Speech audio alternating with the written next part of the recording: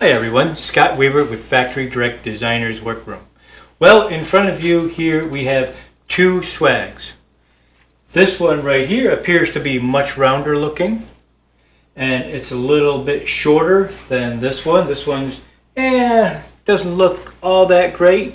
I would say this one looks so much better, but guess what? It's made out of the same material, using the same pattern.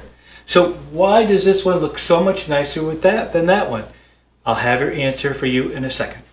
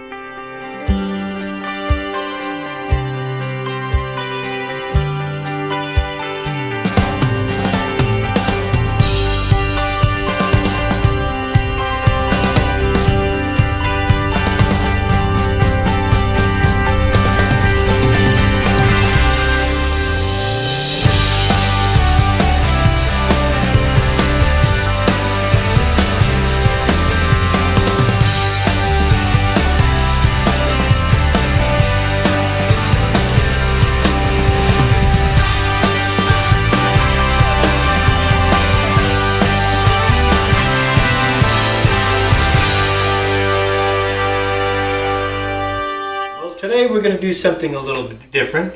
We are going to cut two swags using the same material, but we're going to cut one with the swag being on the straight, and then we're going to cut another one with the swag on the bias, and I'll show you what I mean.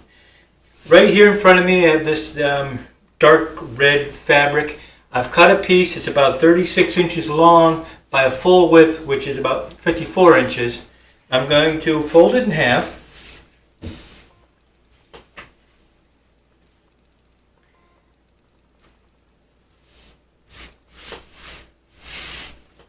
I'm going to put my pattern on here.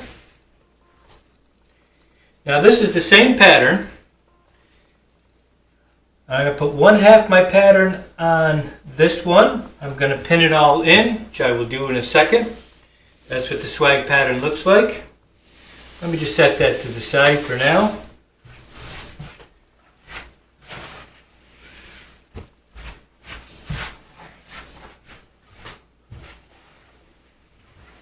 Now to cut the second one's going to be on the bias, and you need a little bit more fabric.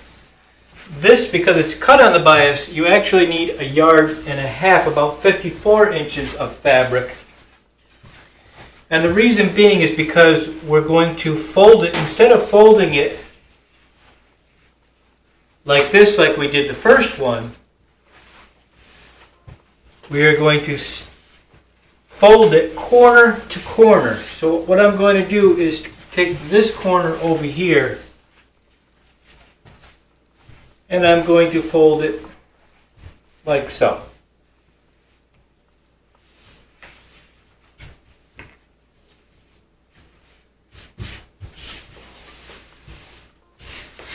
Then I'm going to take my second half of the pattern and I'm going to put it on here. Like that. Why would I want to cut one on the bias like this versus this one, which is being cut on the straight? Well, I'll tell you why. What happens when you cut a swag on the bias, which means the grain's actually going on a 45-degree angle, you're going to get a rounder swag, because now what happens to the threads, they become unstable in the fabric. Kind of like cutting your meat. Say you have a piece of steak or some type of beef and you cut it on a diagonal versus cutting it straight across where you're going against the grain of the meat. It's basically the same thing. So what we're going to do here is I'm going to pin these swags in. I'm going to cut them out, and then I'm going to pleat them. I'm not going to bore you with you watching me cut these out and blah, blah, blah, but I'm going to get them all cut out, and then you're going to watch me pleat one of these just so you have the pleating down. And from there, we're going to compare the two to see what the difference is, see if one's more round than the other.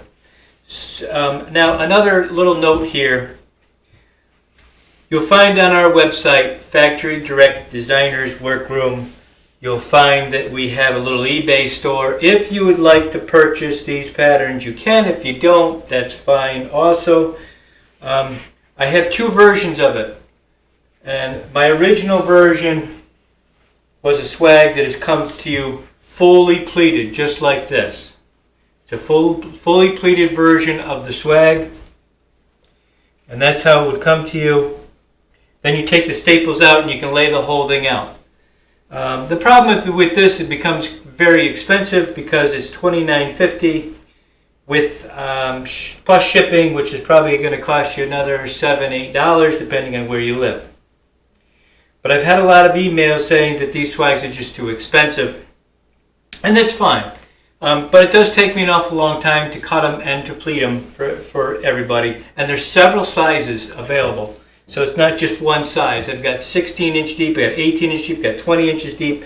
They're from, I don't know, 28, 29, 30 inches wide up to 40 something and 48 inches wide. I don't remember exactly.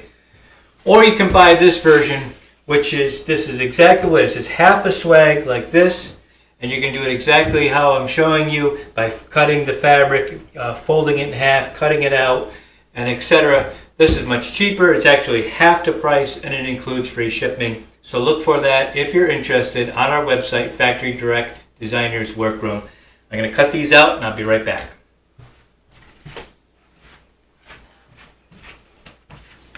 Okay, so I've got the first swag, and now there's no lining or anything on this. It's just pleated, and this is the one that's cut totally straight. And the second one here that I'm going to be pleating has been cut on the bias. So just to give you a little heads up on what the difference is between them, I talk about the threads. So the thread on this one right here is the one that's cut on the bias. So what's happening is all the grain of the thread is going this way. Versus this piece, which is I cut on the straight, and all the grain is going this way, straight across and up and down. So, and you can tell the difference by stretching it. If you were to take this piece, see, you can only stretch it a very little bit.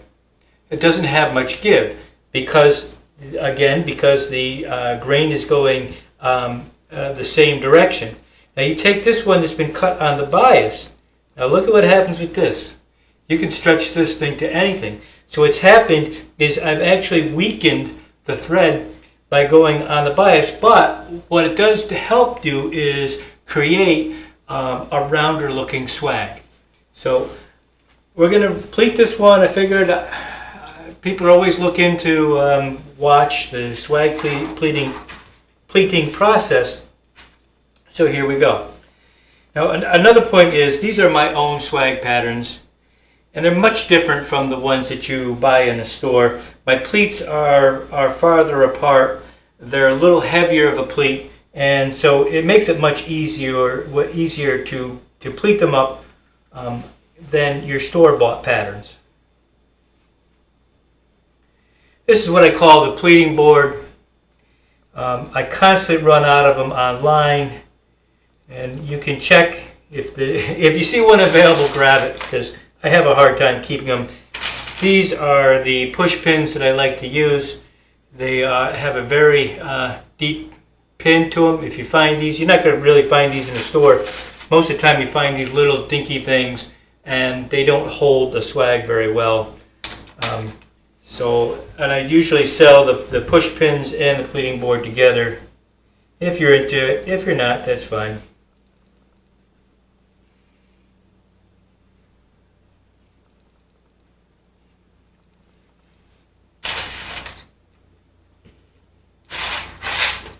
So that's the first pleat.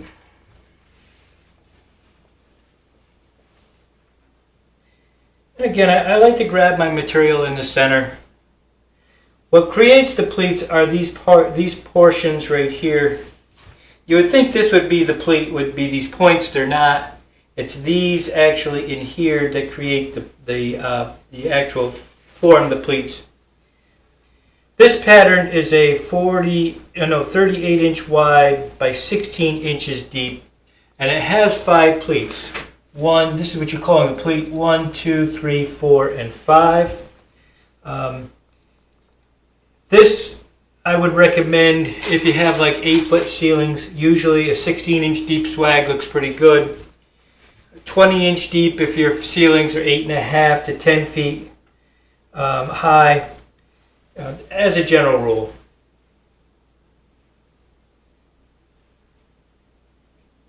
The 20-inch deep swags would have 6 pleats in them. And if you get smaller swags, like say a 12-inch, you might find it only has 4 pleats. It would only have 4 of these pleats in it.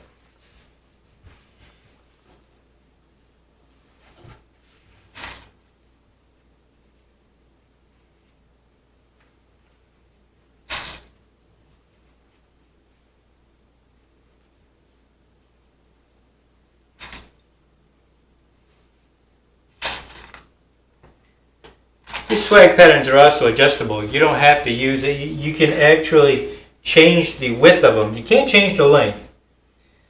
But my next video is going to be showing you how to change the width of it, because you can expand this pattern, or any of the patterns, up to 4 inches. So a 38-inch pattern would basically take you up to 42 inches or down to 34 inches. Now it does change the pleating a little bit. If you make the swag narrower, these pleats become a little heavier.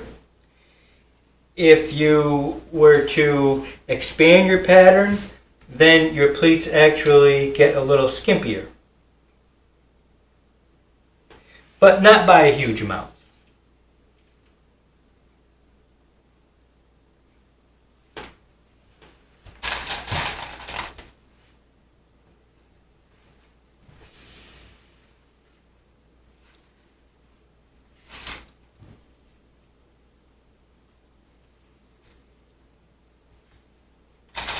Other people have asked me also, can you keep the swag on line? Well, you can. You don't have to add lining to a swag if you don't want to.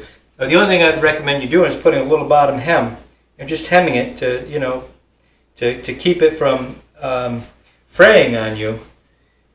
You don't have to, but also keep in mind that you can get sun damage if you don't line the swag. And the other aspect of putting lining to your swag is it does give it a little extra body. But if you don't care for that, if you want a quick treatment, go for it. Just pleat it up, staple it onto a board, because these are all board mounted, and you're good to go.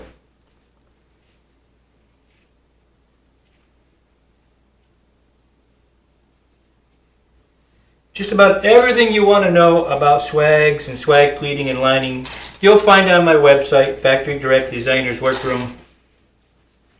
Okay, so now this is all pleated up. My next step is I'm going to go ahead and staple this. I'm going to put these side by side on a board so we can take a look at the differences. So I'll be right back.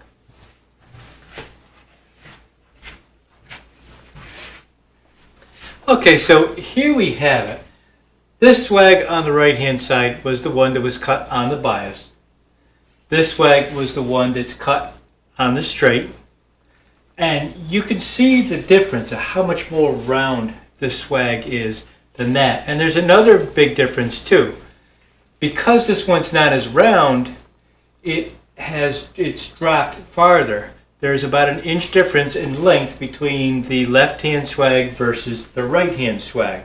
Now I used the same exact material and the same exact pattern for both of them, but the biggest difference is this one's cut on the biased, this one's cut on the straight, and that's a remarkable difference right there.